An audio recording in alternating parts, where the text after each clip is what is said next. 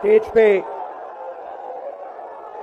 India गठबंधन के वरिष्ठ नेता और स्टेज से मैं केजरीवाल जी और सोरेन जी का भी नाम लेना चाहता हूं, क्योंकि वो आज यहां है नहीं, मगर दिल में हम सब एक साथ खड़े हैं।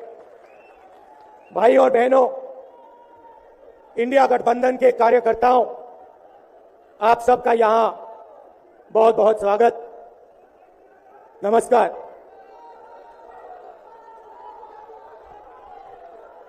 आजकल आईपीएल के मैच चल रहे हैं, देखते हो आप लोग। मैच फिक्सिंग शब्द सुना है आपने? सुना है? जब बेईमानी से एम्पायर पर दबाव डालकर प्लेयर को खरीदकर कैप्टन को डराकर मैच जीता जाता है, क्रिकेट में उसको मैच फिक्सिंग कहा जाता है। हमारे सामने लोकसभा का चुनाव है। अंपायर किसने चुने? नरेंद्र मोदी ने। हमारी टीम में से मैच शुरू होने से पहले 2 खिलाड़ियों को अरेस्ट करके अंदर कर दिया। तो भाई और बहनों, ये जो चुनाव हो रहा है, नरेंद्र मोदी जी इस चुनाव में मैच फिक्सिंग करने की कोशिश कर रहे हैं। ये जो उनका 400 सीट का नारा है, ये बिना ईवीएम के, बिना मैच फिक्सिंग के, बिना सोशल मीडिया और प्रेस पर दबाव डालकर खरीदकर, ये 180 पार नहीं होने जा रहा है। सब मिलाकर आप देखिए, कांग्रेस पार्टी विपक्ष की सबसे बड़ी पार्टी है। हमारे सारे के सारे बैंक अकाउंट बंद कर दिए गए हैं। चुनाव के बीच में देश की सबसे बड़ी ऑपोजिशन की पार्टी के सारे अकाउंट बंद कर दिए। हमें कैंपेन चलाना है, हमें लोगों को प्रदेशों में भेजना है, पोस्टर लगवाने हैं, सारा का सारा जो हमारे रिसोर्सेज हैं, बैंक अकाउंट बंद कर दिए गए। तो ये कैसा चुनाव हो रहा है? नेताओं को धमकाया जाता है, पैसे देकर सरकारों को गिराया जाता है, नेताओं को जेल में डाला जाता है। केजरीवाल जी को, सोरेन जी को ये पूरी की पूरी मैच फिक्सिंग करने की कोशिश की जा रही है। और ये मैच फिक्सिंग सिर्फ नरेंद्र मोदी नहीं कर रहे हैं, ये मैच फिक्सिंग नरेंद्र मोदी और हिंदुस्तान के 3-4 सबसे बड़े अरबपति मिलकर कर रहे हैं। यह सच्चाई है। और यह मैच फिक्सिंग क्यों हो रही है? भाई और बहनों, इसका सिर्फ एक लक्ष्य है कि हिंदुस्तान का संविधान, जिसने इस देश के गरीब लोगों को भविष्य दिया, सपने देखने का हक दिया, उस संविधान को हिंदुस्तान के गरीब जनता से के हाथ से छीनने के लिए यह मैच फिक्सिंग की जा रही है। और मैं आपको बताना चाहता हूं कि जिस दिन यह संविधान खत्म हो गया, उस दिन यह हिंदुस्तान नहीं बचेगा। इसको पुलिस से, धमकी से नहीं चलाया जा सकता है।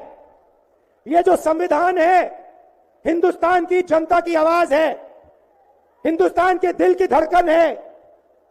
इसको जिस दिन खत्म कर दिया गया, उस दिन यहां पे हिंदुस्तान नहीं बचेगा। अलग अलग स्टेट हो जाएंगे, हिंदुस्तान नहीं बचेगा।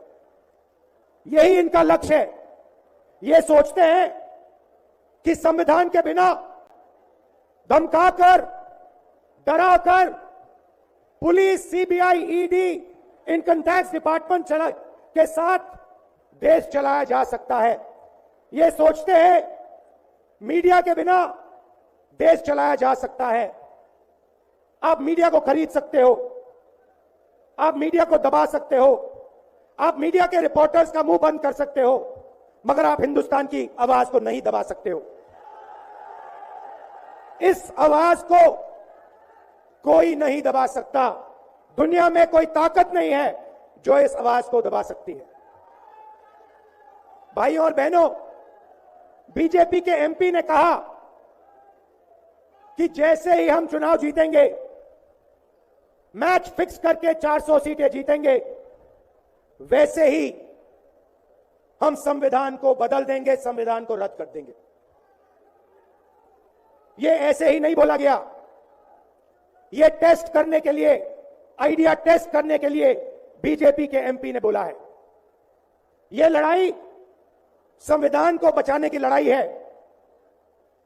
जैसे अखिलेश जी ने कहा, संविधान चला जाएगा, गरीबों के हक चले जाएंगे, आरक्षण चला जाएगा, और जो आपका धन है, गरीबों का धन है, किसानों का धन है, मजदूरों का धन है, वो 5-6 लोगों के हाथ में चला जाएगा। नोटबंदी की, जीएसटी लागू किया। मुझे बताइए, जीएसटी से, नोटबंदी से किस गरीब व्यक्ति को फायदा हुआ? किस छोटे दुकानदार को फायदा हुआ? किस किसान को फायदा हुआ? किस बेरोजगार युवा को फायदा हुआ? किसी को नहीं। 40 साल से सबसे ज्यादा बेरोजगारी हिंदुस्तान में आज है। 1% लोगों के पास हिंदुस्तान का पूरा धन, 22 लोग हैं। जितना धन उतने उनके हाथ में है, उतना ही धन 70 करोड़ लोगों के हाथ में है। ये संविधान को क्यों मिटाना चाहते हैं? क्योंकि आपका धन जो है आपसे छीनना चाहते हैं। मैंने जाति जनगणना की बात की, किसानों के एमएसपी की बात की, युवाओं को रोजगार देने की बात की। यही देश के सामने सबसे बड़े मुद्दे हैं। मगर एक बात याद रखिए, अगर आप लोगों ने पूरे दम से वोट नहीं दिया तो इनकी मैच फिक्सिंग कामयाब हो जाएगी। यह आप भूलिए मत। और जिस दिन मैच फिक्सिंग कामयाब हो गई, उस दिन आपका संविधान, हमारा संविधान खत्म हो जाएगा। जिस दिन संविधान खत्म हो गया, उस दिन हिंदुस्तान के दिल पर एक बहुत बड़ी चोट लगेगी। तो ये जो चुनाव है, ये चुनाव कोई मामूली चुनाव नहीं है। ये चुनाव हिंदुस्तान को बचाने का, संविधान को बचाने का, और जो गरीबों का हक है, किसानों का हक है, पिछड़े वर्गों का, दलितों का, आदिवासियों का, गरीब जनरल कास्ट के लोगों का हक है, उसको बचाने का हक, उसको बचाने का चुनाव है। यह बात आप याद रखिए, क्योंकि अगर यह चुनाव जहां मैच फिक्सिंग की जा रही है, वो पूरे देश को दिख रहा है। बीजेपी के लोग कह रहे हैं, कल में से व्यक्ति मिलने आया, मुझे कहता है, मैं ट्रेन से आया, मेरे साथ बीजेपी के कार्यकर्ता बैठे थे, उन्होंने कहा कि कुछ ना कुछ गड़बड़ है। यह सच्चाई है। इलेक्शन कमीशन के लोगों को नरेंद्र मोदी जी ने बैठाया, 2 नेताओं को, 2 चीफ मिनिस्टरों को जेल में डाला। चुनाव से कुछ ही महीने पहले अगर डालना था तो 6 महीने बाद डाल देते, 6 महीने पहले डाल देते। नहीं, चुनाव से 2-3 महीने पहले 2 चीफ मिनिस्टर को डालना था। आपने हमारे बैंक अकाउंट बंद किए। बैंक अकाउंट बंद करने थे, 6 महीने पहले करते, 1 साल पहले करते, 6 महीने बाद करते, कोई फर्क नहीं पड़ता। आप चाहते हो कि विपक्ष चुनाव ना लड़ पाए, और इसीलिए आपने कांग्रेस पार्टी के बैंक अकाउंट रद्द किए, आपने इलेक्शन कमीशन में अपने लोग बैठाए, आप जुडिशरी पे दबाव डाल रहे हो क्योंकि आप चाहते हो कि मैच फिक्स हो, संविधान रद्द किया जाए और आप सत्ता में रहो। मगर भाइयों और बहनों, मैं सच बोलता हूं और मेरी बात आप अच्छी तरह सुन लो। अगर हिंदुस्तान में मैच फिक्सिंग का चुनाव बीजेपी जीते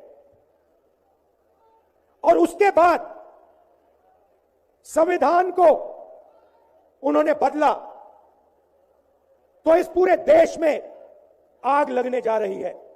जो मैंने कहा याद रखो, यह देश नहीं बचेगा। यह चुनाव वोट वाला चुनाव नहीं है। यह चुनाव हिंदुस्तान को बचाने वाला चुनाव है, संविधान की रक्षा वाला चुनाव है। धन्यवाद। जय हिंद।